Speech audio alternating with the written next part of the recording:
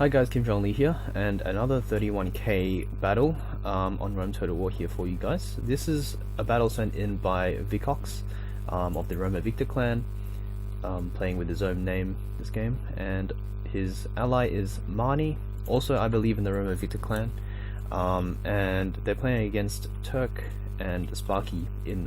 Both of them are in the Immortals of War clan, I believe. And this is a really interesting game actually, because if the differences between RV and Immortals of War couldn't be made more distinct, yeah, the Roma Victor clan members have decided to go for more of a skirmishing build, so this is actually quite funny. Generally speaking, I don't like skirmish armies in 31k. I think they're quite cumbersome, and your infantry becomes more of a liability in that case, because your infantry is kind of slow, they get caught, and then you're really sad when they die for free and you can't really support them with your archers that well. So generally I don't like skirmish armies, and even now I don't really like them. But I think Vicox and Mahoney are very confident in their CWB skills, so they're looking to try and pull off a huge win with these skirmish armies here. We have Turk and Sparky here playing we're playing with very standard builds. Macedon here is 4 Cretan archers. Sparky has 2 archer auxilia. Mahoney here has 2, 4, 6, 8 archer auxilia, while Vicox has 2, 4, 6, 8 archer auxilia as well. And I guess they both have the same number of infantry, so 6 infantry, 8 archer auxilia, and a lot of Praetorian cav, 6 Praetorian cav, so of course they would bring the maximum cav numbers. It's very crucial to have sufficient cav advantage if you're going to play a skirmish army, because you need to be able to protect your archers from enemy cav. So, and also they will act as kind of a punishing mechanism for if the enemy cav tries to chase these archers, you just bring your own cav in and crush them, and hopefully before the infantry can catch up. So I'm not quite sure what Turk's plan is here. I guess maybe just shoot it out for a bit, but as you can see, some of these raw pikes are already gonna get chipped down quite a lot, as you can see by the bodies here. I'm gonna get chipped down quite a bit by these archers. So it's looking like a very scary game for Macedon, who obviously doesn't have the Testudo ability. If this was Rome, I would actually encourage him to just Testudo next to his ally here, and that would probably be a possible GG. That being said, there are quite a bit of Praetorian cav units, so charges could potentially come in. But I think Turk, loose formations, everything, which is good. I think that's what I would do, just loose formation everything, shoot their archers with your own, just try and chip away at those missiles. And as you can see, Mahoney keeping his infantry well back, same as Vicox. And that's actually a really good. This is actually a really good move, because when you bring a really archer-heavy build like these ones, your infantry is more of a liability, as I said at the start. And yeah, because if they get caught, your archers are going to be pretty much useless in trying to stop a huge infantry push, and they're going to be useless in trying to stop cav, obviously, in their tracks. So you're pretty much just going to get your infantry run over by the enemy infantry and enemy cav, if you're not careful, and that's why they're just keeping them really far back. If Sparky or Turk tries to pursue one of them, then you know a lot of opportunities could open up for the cav to do work.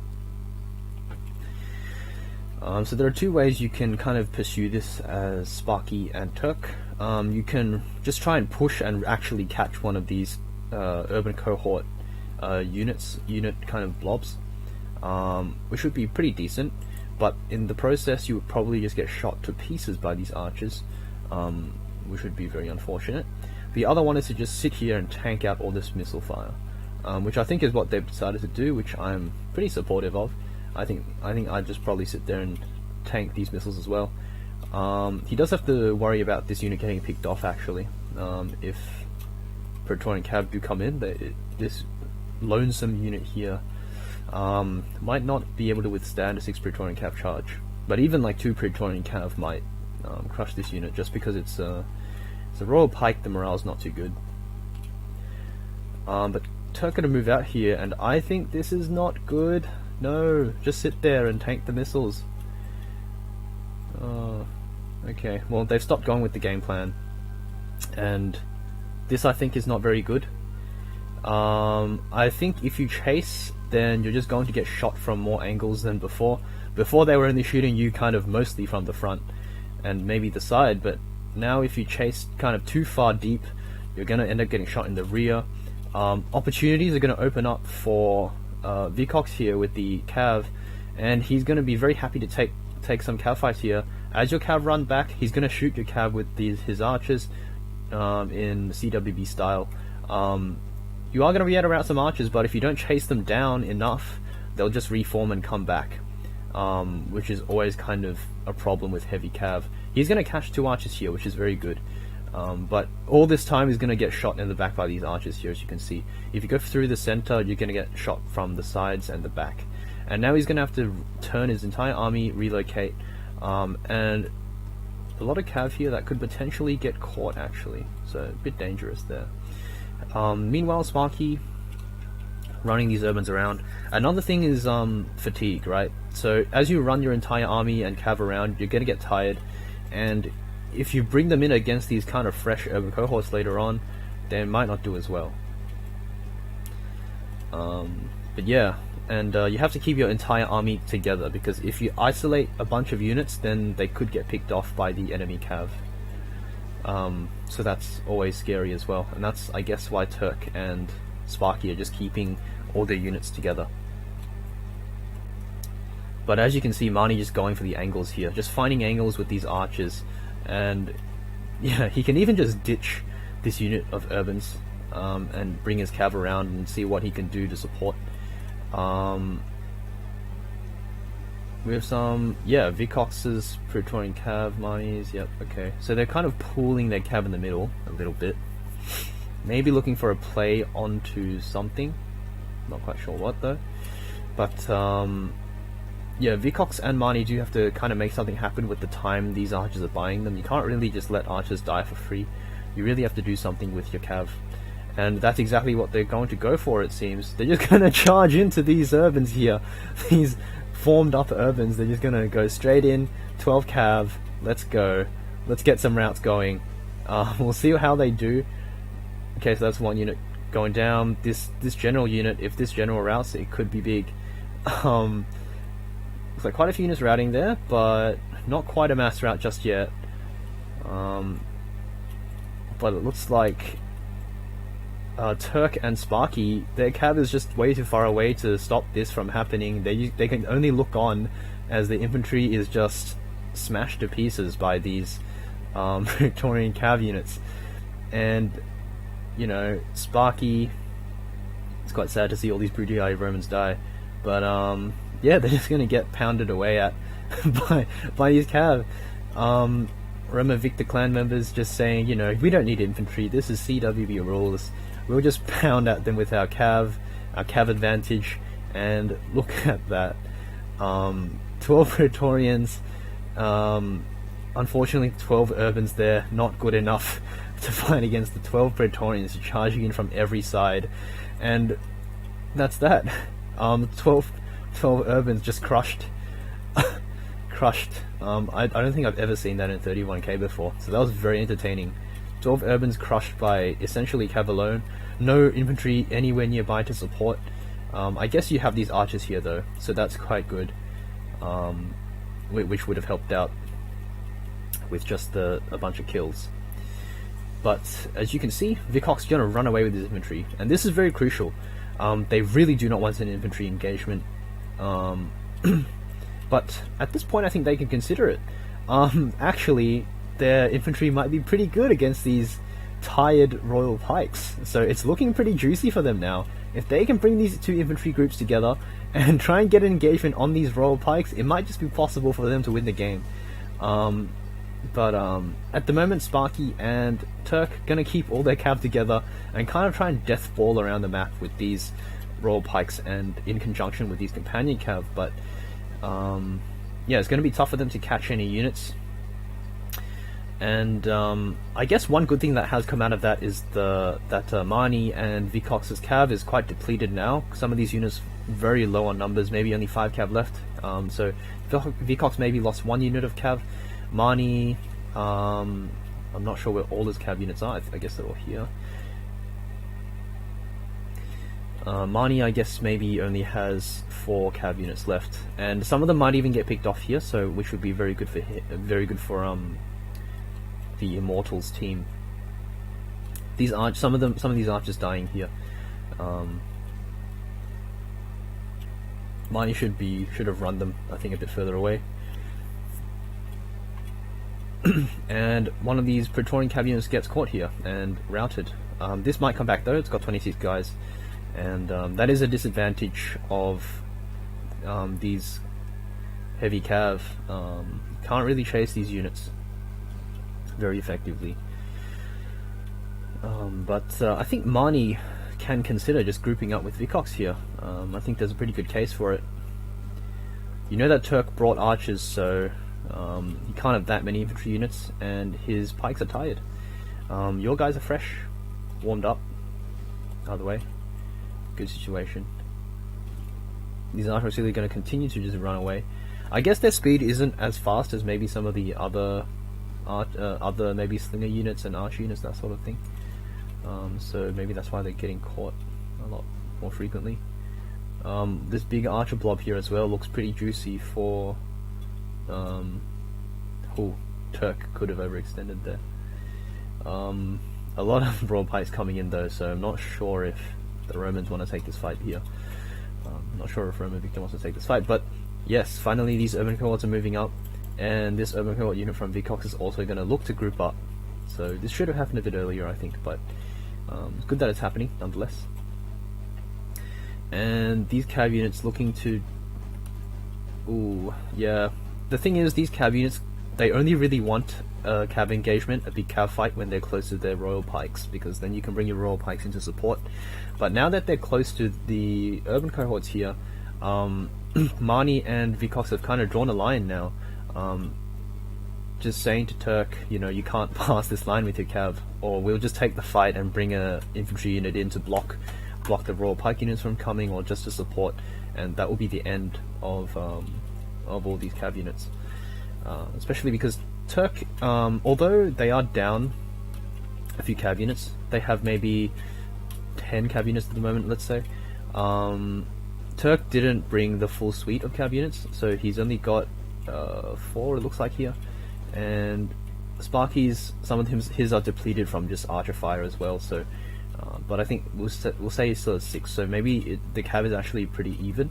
And given they're Praetorians though, the cav fight in isolation might actually favour the Roman Victor team. So it's actually looking kind of dicey for Turk's team now. You don't have the infantry advantage anymore because you lost 12 infantry almost for free over there when all your cav was isolated. So now you've got to square off against 12 urbans with what seems to be 2, 4, 6, 8, 12 royal pikes, and this is not favourable for the royal pikes. Also, your royal pikes are tired, these guys are fresh or warmed up. So if I'm Vicox here, I'm very happy. If I'm Vicox and Mahoney, I just take this fight. This is a winning fight. You don't have to like push too aggressively even. You could just walk in a bit, throw some peeler, testudo, poke through the front, take it really slow because you're in a winning spot right now. And of course you just need to keep these cav units kind of just in the back lines, ready to counter-attack if these cav go for something crazy. So there's that. But yeah, this is a game-winning spot for Vicox and Mahoney, and this is in large part due to the fact that they were able to just pick off those 12 units of urbans for free. I don't even know where they are on the map now. Was it here? It looks like it was here. Yeah, in this patch here.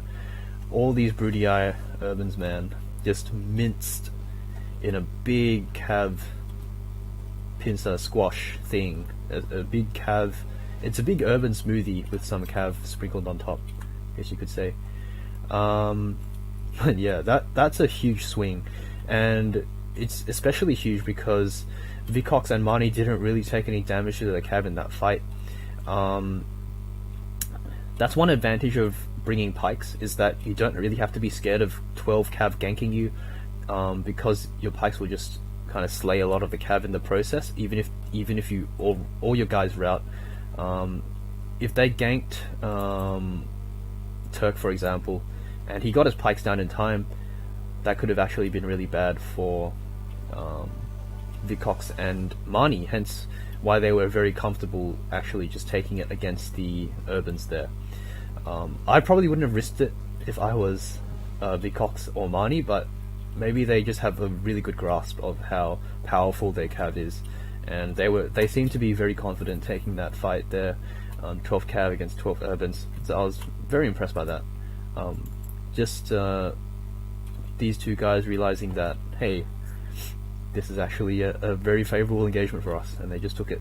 I think maybe Turk and Sparky didn't anticipate that either, so they were very comfortable leaving that there. They thought, hey, no way they just, charge our infantry from the front, right? While they're all formed up like this, but I wouldn't have thought that either, to be fair. So, yeah, it's an understandable mistake, I guess you could say. And now that they've been really heavily punished for it, these archers just go into town now. Still quite a few archers left. 3 really big units here for Mahoney still left over. So they're gonna just be shooting these royal pikes. Maybe even some of this cav. Charge coming in from Turk here. I think a bit of a mistake from Vicox. This looks a bit strange. I think this unit could have routed there if he wasn't careful. He does take a kind of messy engagement against the royal pikes as well. And with the royal pikes are surrounded now, with all of these CPR units kind of running around the side, and the general unit is going to get caught out here, so that's a bit dangerous for Macedon. And Turk and Sparky's cav now isolated thanks to this infantry engagement. Mahoney really cleverly just pinning down as many of the royal pikes as he can, lets them take the cav fight, pretty much almost uninterrupted by royal pikes at all, and that's just resulted in very, very good win for Vicox and Mahoney. I think all of this has to come back down to the start. Turk and Sparky. Right, Turk and Sparky elected to just... I think at the start they were thinking maybe we should just tank this out with Testudos. With Testudos we can tank this out. With our loose formation pikes we can probably tank this out. But they abandoned that plan, so I think that was very crucial. They just decided, we're not going to tank this out anymore. Yeah, and mass rout as expected. But they decided we're not going to just sit here and tank these arrows, we're going to try and actively do something. Unfortunately, a lot of the time that actually means you put yourself in a very vulnerable position. As you can see there, the cav was just off to one side chasing archers. Everything was sunshine and roses until, they realized, until I guess Mahoney and Vicox realized, hey, we can just take all these 12 units of urbans for free. And they did so, and with quite staggering results, as you can see here. I think if you were Turk and you were Sparky, I think the game plan there would have been to just tank out the arrows, just loose formation, all the royal pikes, just testudo all the infantry. Maybe just set up kind of a boxy thing, even. Maybe not. That's debatable. But I think you have to tank out the arrows, and I think after you've tanked out all the arrows, you can. I think it will be pretty favorable for you.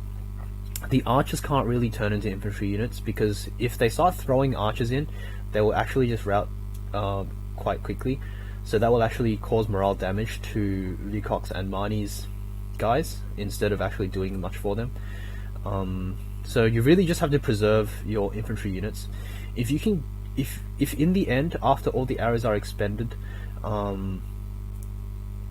you have maybe, let's say,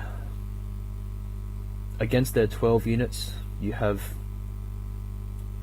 16? 16 seems like a good number. if you have 16 units, so you can afford to lose,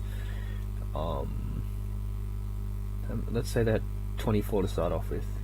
You can afford to lose kind of 8 whole units to arrows, and you will still be okay.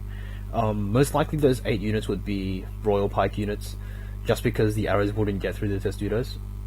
So you can afford to lose quite a bit.